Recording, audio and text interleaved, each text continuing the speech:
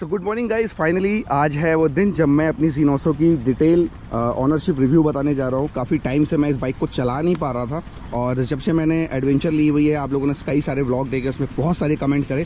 सो मैंने आज सोचा इसको, कल मैंने पेट्रोल डलाया और आज मैंने सोचा इसको मॉर्निंग में चलाते हैं। और अभी बज रहे हैं सुबह के 6:40 और आपके सामने मेरी 2023 model Z900 mighty Z900 guys, बहुत प्यारी मशीन है। तो थोड़ी सी स्पेक्स की बात कर लेते हैं। 120 सेक्शन का टायर आगे मिलता है और इसमें 180 सेक्शन का टायर पीछे मिलता है। डिस्क डबल डिस्क मिलती हैं, फ्रंट में आपको डबल डिस्क मिलती हैं। फ्रंट में इसमें डबल डिस्क मिलती हैं। हेडलाइट आपको LED मिलता है। 950 सीसी का इंजन मिलता है जिसमें 125 PS की पावर देती है 8500 RPM पे और 98 Nm का टॉर्क मिलता है जो कि बहुत ही क्लासिक है और बहुत पावर तगड़ा जनरेट करता है। इतना स्मूथ इंजन है इसका गाइस, क्या मैं बताऊं आप लोगों को, बहुत स्मूथ इंजन है। और पीछे की मैंने टेल लैंप अपनी हटा रखी है और टेल ID मैंने हटा रखी है जिसमें मैंने अपने माउंटिंग कर रखी है। और ये कुछ इस तरीके का इसका क्या प्यारी लगती है रोड में ना, जो इसकी प्रेजेंस है ना गाइस, क्या गजब लगती है। देखो सो ये है बाइक और मैंने इसको आई थिंक मुझे लगता है 10-10.5 हज़ार मैंने इसको चला रखा है और काफ़ी टाइम से मेरे पास है और बड़ी प्यारी मशीन है कसम से। बट ये है कि इसको ज़्यादा चला नहीं सकते सिटी में, तो इस वजह से थोड़ी सी प्रॉब्लम होती है। But bike is very good, आप इसको डेली कम्यूट की बात कर सकते हो। तो थोड़े से आप लोग सिनेमैटिक एंजॉय करो, तब तक मैं आप लोगों से मिलता हूँ राइड रिव्यू पे।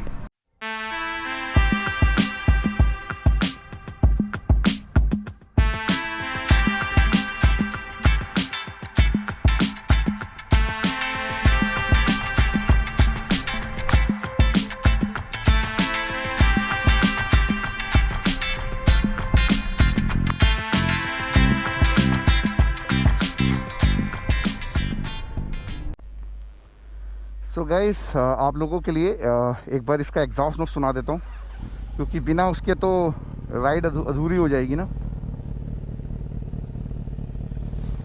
सो ये है ये ओरिजिनल नहीं है, आप लोगों ने देख ही रहा होगा। जब मैंने बाइक ली थी तो यही लगवा लिया था, कॉपी है। और इसका एग्जॉस्ट नोट आप लोगों के लिए।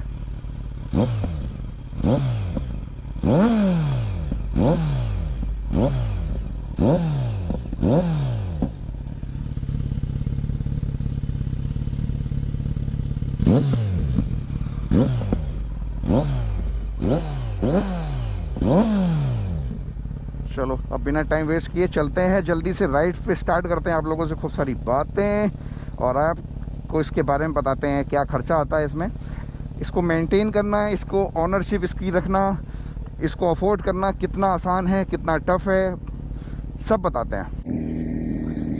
सो गाइस, इसकी राइड रिव्यू की अगर मैं बात करूँ ना, अभी थोड़ा सा पहले धीरे चला लेते हैं, आराम से बात कर लेते हैं आप लोगों से। सो राइड रिव्यू में बात करें, पहला स्मूथनेस की बात करते हैं। स्मूथनेस इसमें भर भर के स्मूथनेस है, मतलब मैं आपको बता नहीं सकता। आप किसी भी गियर पे चलाओ, किसी भी मोड पे चलाओ, किसी भी स्पीड पे चलाओ, स्मूथनेस भर भर के। और आपने अगर इनलाइन 4 चला लिया तो आप कभी भी कोई दूसरी बाइक नहीं चलाओगे। तो ये हो गई इसकी स्मूथनेस की बात। अब हम बात कर लेते हैं इसकी गियर की। गियर इसके इतने स्मूथ लगते हैं ना, इतने स्मूथ आपको पता भी नहीं चलेगा कि आपने हल्का सा यूं किया और गियर लगता चला गया। गियरिंग बहुत अच्छी है। राइडिंग पोस्चर बहुत अच्छा है। आप इसको 150, 200, 300 किलोमीटर बड़े आराम से, 500 किलोमीटर, 600 किलोमीटर, जितना आपकी मर्जी आप इसको चला सकते हो। बट सीट थोड़ी सी इसकी हार्ड साइड में है। मतलब अब आप देखोगे ये सिटी राइड में ज्यादातर यूज की जाती है बाइक, या फिर ट्रैक में लोग यूज करते हैं, या डेली कम्यूट के लिए यूज कर सकते हैं, तो उस पर्पस के लिए सीट बेटर है। बट लॉन्ग राइड के लिए मैं सीट रिकमेंड नहीं करूंगा। आप इसमें कुशनिंग बढ़ा सकते हो। तो ये रही राइडिंग पोस्चर। अपराइट पोजीशन है, बहुत ज्यादा लीन आपको नहीं होना पड़ता। जैसे मेरे पास स्ट्रीट ट्रिपल RS थी तो उसमें थोड़ा सा लीन ज्यादा होना पड़ता था, थोड़ा सा एग्रेसिव ज्यादा थी। आगे से लाइट भी उसका, लाइट वेट उसका बहुत कम था, वेट उसका बहुत लाइट था, तो वो बेटर। आपको यहाँ पे पावर बोल रहा हूँ, आपका जो राइडिंग पोस्चर है वो बहुत प्यारा है। देख रहे हैं आप, ये देखिए, आप मनोवर इतनी प्यारी से कर सकते हैं। आपको एक कॉन्फिडेंस आएगा, आपको लगेगा ही नहीं ये इतनी भारी गाड़ी है। तो ये इसमें एक अच्छी बात है। दूसरी बात की बात कर लेते हैं, हैंडलिंग बहुत प्यारी है। देखो मनोवर करने में आपको सिटी में हाईवे पे आपको कॉन्फिडेंस आएगा, सीटिंग में भी कोई प्रॉब्लम नहीं है, ना हैंडलिंग में इसकी कोई प्रॉब्लम है। एवरेज की बात कर लेते हैं, एवरेज इसमें आ जाता है अगर आप सिटी में चलाते हो तो मुझे लगता है 12, 13, 14 का एवरेज दे देती है। और हाईवे पे अगर आप इसको 120 या 100 और 110 पे क्रूज कर रहे हो तो ये बड़े आराम से आपको 15, 16 का एवरेज देती है। मैंने कभी देखा नहीं, बट मैं आइडियली बता रहा हूँ, ठीक है। सो अगर मैं इसकी बात करूं टायर सेक्शन की, टायर आपको मालूम ही है 120 सेक्शन आगे मिलता है, 180 का सेक्शन का पीछे मिलता है। और लगभग अगर मैं टायर की बात करूं तो लगभग कॉस्ट करते हैं अगर 25,000 से 50,000 तक वेरी करते हैं कि आपको किस किस कंपनी में जाना है। मेडलर आ जाता है, अपोलो आ जाता है, मिशलिन आ जाता है, आपका बहुत सारे प्रोडक्ट आ जाते हैं, बहुत सारे ब्रांड आ जाते हैं जो आप टायर डला सकते हो। टायर की जो लाइफ होती है अगर आप बहुत अग्रेसिव चलाते हो तो 6,000, 8,000, 9,000 में खत्म हो जाते हैं। बट मैंने अपनी गाड़ी को 10 से 11 के बीच में चला दिया, अभी भी मेरे टायर में 1,000-1,500 किलोमीटर अभी और चल सकता है। तो वो राइडिंग पे स्टाइल पे वो रहता है डिपेंड कि आप कितनी आपको उसमें कितना आपको चलाना है टायर को। सो ये रही बात। इसकी अगर मैं सर्विस की बात करूं तो सर्विस ऑलमोस्ट आप इसको 10,000 किलोमीटर पे एक बार सर्विस करानी होती है, या 6 महीने या 10,000 किलोमीटर। सो मैं 10,000 किलोमीटर चला लेता हूं क्योंकि मैं सिटी में ज़्यादा चलाता हूं और हाईवे पे ज़्यादा चलाता हूं। संडे राइड बहुत कम होती हैं तो मैं ज़्यादातर इसमें टूरिंग करता हूं, या मुझे घर के काम से, फैमिली के काम से मुझे देहरादून या फिर बरेली जाना पड़ता है तो मैं इसको ज़्यादातर हाईवे पे यूज़ करता हूँ। बट मैंने अभी एडवेंचर ले लिया है तो अब आने वाले ब्लॉग उसी पे आएंगे ज़्यादातर। और रही बात पिलियन सीट की, पिलियन सीट थोड़ा सा टफ है, बहुत हार्ड है। आप इसमें बहुत ज़्यादा नहीं बैठा सकते, अपने फ्रेंड्स, फैमिली या गर्लफ्रेंड को नहीं बैठा सकते इसमें ज़्यादा, आपको कंफर्टेबल नहीं मिलेगा क्योंकि बहुत छोटी सी सीट है तो वो कहीं ना कहीं आपको चुभेगी। और बात कर लेते हैं इसके मोड्स की, चलते चलते मोड्स में इसमें 3 मोड मिलते हैं, रेन, रोड और क्या नाम है, स्पोर्ट। और एक मोड है इसका आपका राइडर। 4 मोड है और स्क्रीन कुछ इस तरीके से है। मिरर की क्वालिटी बहुत ज़्यादा अच्छी नहीं है, मुझे पर्सनली नहीं पसंद आती है मिरर की क्वालिटी, बहुत ज़्यादा अच्छी नहीं लगती मुझे। मतलब इससे अच्छी तो मुझे अपने KTM 390 की लगती है, एडवेंचर की अच्छी लगती है इसकी। क्लच की बात कर लेते हैं और ब्रेक की बात कर लेते हैं। क्लच बहुत लाइट साइड है, बहुत ही लाइट साइड है और इसमें एडजस्टेबल दिए हैं। 5 मोड तक आप इसको एडजस्ट कर सकते हैं अपनी फिंगर के हिसाब से। सेम आप अपनी डिस्क ब्रेक को भी कर सकते हैं। मिशलिन के इसमें डिस्क दिए गए हैं और इसमें भी 5 मोड दिए हुए हैं जो आप अपनी फिंगर के हिसाब से उसको एडजस्ट कर सकते हो। टैंक की बात कर लेते हैं। 17 लीटर का टैंक है जो कि आपको 15-16 का एवरेज मुझे लगता है दे देना चाहिए, ठीक है। सस्पेंशन अप डाउन, आप सस्पेंशन की बात करें तो अपसाइड डाउन इसके सस्पेंशन है जो कि बढ़िया है, बहुत स्मूथ है, बहुत अच्छे काम करते हैं। दूसरी की बात कर लेते हैं, मोनोशॉक्स पीछे दिए गए हैं, फुल्ली एक्सेसिबल है, आप उसको मैनुअली कर सकते हो। इंजन बढ़िया है, 950 सीसी का इंजन है, स्मूथनेस भर के है। तो ये तो हो गई इसके स्पेक्स की बात। और पावर की बात कर लेते हैं, 125 BH की पावर है, ठीक है, और 90 Nm का टॉर्क है, तो बढ़िया है। मजे ही मजे, खुशियाँ ही खुशियाँ, म्यूजिक, ठीक है। और बताइएगा कमेंट में ग्लव्स कैसे लग रहे हैं। मैंने अभी जल्दी लिए थे, शायद आप लोगों ने वो भी वीडियो देखा ही होगा। तो अभी इसकी बात कर लेते हैं, अब राइड की बात कर लेते हैं। आप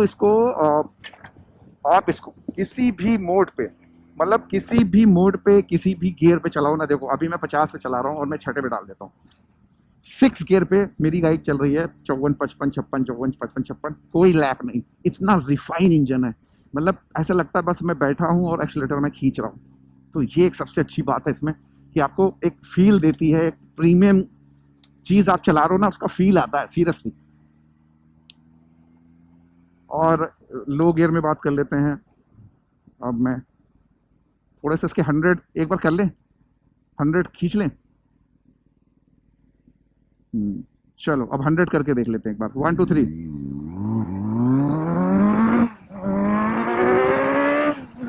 देख लो कितनी तेज गई है।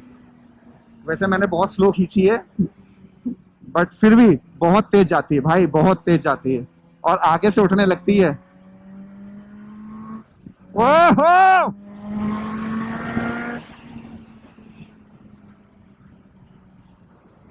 ओहो, क्या भाई, क्या मक्खन की तरह भागती है।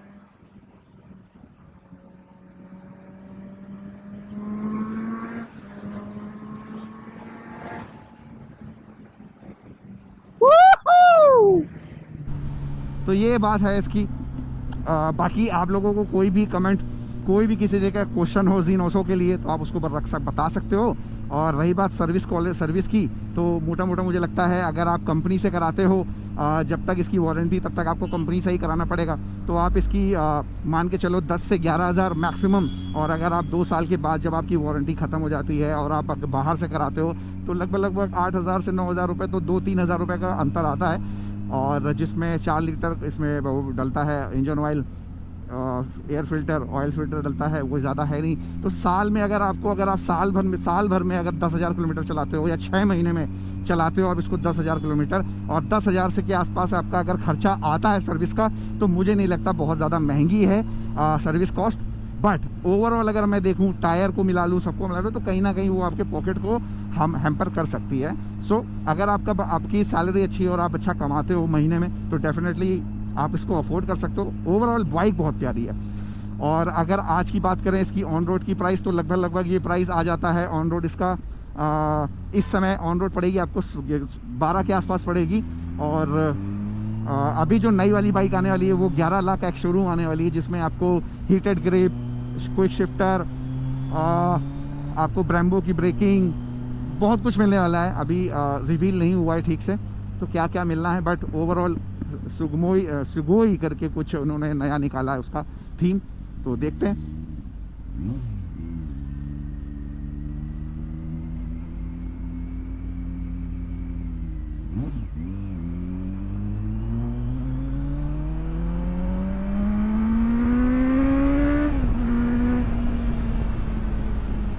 ओए होए होए होए होए होए होए।